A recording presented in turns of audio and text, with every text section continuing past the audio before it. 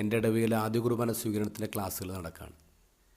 പ്രാർത്ഥനയുടെ ക്ലാസ്സിൻ്റെ ഭാഗമായിട്ട് കുട്ടികൾക്കൊരു പ്രൊജക്റ്റ് കൊടുത്തു വിട്ടു. ഒരു പ്രാർത്ഥന, സിമ്പിൾ പ്രാർത്ഥന എഴുതി കൊണ്ടുവരണം. അപ്പോൾ ഒരു പയ്യൻ എഴുതി കൊണ്ടുവന്ന പ്രാർത്ഥന അത് നോട്ട്ബുക്കിൽ നിന്ന് കീറിയ എത്ര സൈസുള്ള വരയിട്ട പേപ്പറാണ്. ഈ പേപ്പർ നിറച്ച് എഴുതിയിരിക്കുന്നതാണ്, വലുതായിട്ട് എഴുതിയിരിക്കുന്നത്. പ്രാർത്ഥന ഇതാണ്: Jesus, I want to see you God, please come here. ബോൾഡായിട്ടുള്ള അഫേമിംഗ് ആയിട്ടുള്ളൊരു പ്രാർത്ഥനയാണ്. Jesus, I want to see you God. ഈ പ്രാർത്ഥനയുടെ ബ്യൂട്ടി എന്താണെന്നറിയാമോ?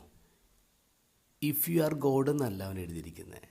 നമ്മൾ എഴുതിയെങ്കിൽ അങ്ങനെ പറയുമായിരുന്നു. പക്ഷെ അവൻ എഴുതിയിരിക്കുന്നത് ജീസസ്. നമ്മളെങ്ങനെ പ്രാർത്ഥിക്കുന്നത്? ദൈവമേ, നീ പവർഫുള്ളാണെങ്കിൽ എനിക്ക് എൻ്റെ ഈ അസുഖം മാറ്റ്. ദൈവമേ, നീ എന്നോട് ഇഷ്ടമുണ്ടെങ്കിൽ നീ എനിക്ക് ജോലി ഇതാ. പക്ഷേ ഈ പ്രാർത്ഥന അങ്ങനെയല്ല. ഡയറക്റ്റ് ജീസസിനെ വിളിക്കുകയാണ്.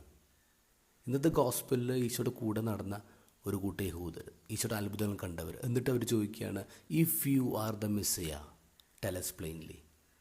നീ ക്രിസ്തു ആണെങ്കിൽ ഞങ്ങളോട് പറയാം. നീ ക്രിസ്തു ആണെങ്കിൽ. ഈശോ ജീവിതത്തിലുടനീളം കേട്ടിട്ടുള്ള ചലഞ്ചാണത്.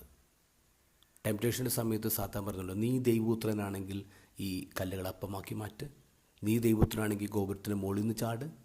കുരിശ് കിടക്കുമ്പോഴും അതേ ടെംപ്റ്റേഷൻ തന്നെയാണ്. നീ ദൈവപുത്രനാണെങ്കിൽ കുരിശിൽ നിന്ന് ഇറങ്ങി വാ. നീ ദൈവപുത്രനാണെങ്കിൽ ഞങ്ങളൊക്കെ രക്ഷിക്കും. ഇത് ഈശോ ചലഞ്ച് ചെയ്യുന്ന കാര്യങ്ങളാണ്. ഇവിടെയാണ് Jesus, I want to see you God, please come here.